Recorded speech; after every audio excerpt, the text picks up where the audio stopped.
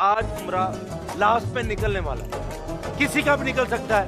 चाचू ਤੁਹਾਡਾ भी निकल सकता है। उम्रे ਤੇ ਗਏ ਜੇ ਪਹਿਲੇ नहीं हुण जाओगे तुसीं। ਜਦੋਂ ਮੇਰੇ ਲੀਡਰ ਨੇ ਕਹਿ ਦਿੱਤਾ ਹੈ ਤੇ ਫਿਰ ਚਾਚੂ ਮੇਰਾ ਉਮਰੇ ਤੇ ਜਾ ਰਿਹਾ ਹੈ।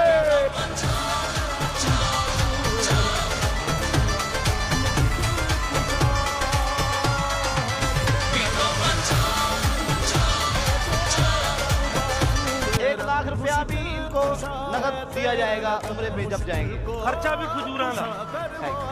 ठीक आ जाए आप ही आ जाए। छोटे भरा चाचू ये कह रहे हैं इनके साथ जाना है, इनको मेरी तरफ से